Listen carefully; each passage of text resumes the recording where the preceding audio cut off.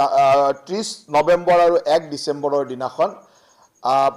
বাণীকান্ত কাকতি বঁটা যিটো আমি স্কুটি প্ৰদান কৰোঁ এই বাণীকান্ত কাকতি বঁটা হায়াৰ ছেকেণ্ডাৰী পাছ কৰা ল'ৰা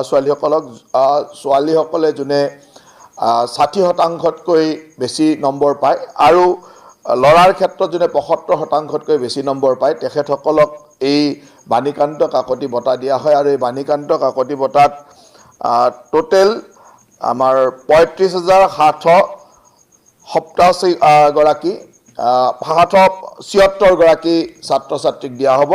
35,776 গৰাকী ছাত্ৰ ছাত্ৰীয়ে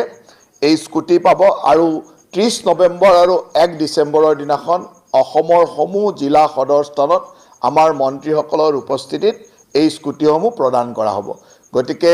অসমৰ ছাত্ৰ ছাত্ৰীসকলৰ কাৰণে অসম চৰকাৰে যি কম্পিউটাৰ কিনিবৰ কাৰণে ধনৰাশি আৰু স্কুটি দিয়াৰ যি সিদ্ধান্ত আছিল এই দুইটা বঁটাই 29-30 নৱেম্বৰ আৰু 1 ডিচেম্বৰত প্ৰদান কৰা হ'ব বাণীকান্ত কাকতি হ'ল 35,776 35776 35,776 গৰাকী স্কুটি তাত ছোৱালীৰ ক্ষেত্ৰত 60%ৰ ওপৰৰ আৰু ল'ৰাৰ ক্ষেত্ৰত 75%ৰ ওপৰত যোনে নম্বৰ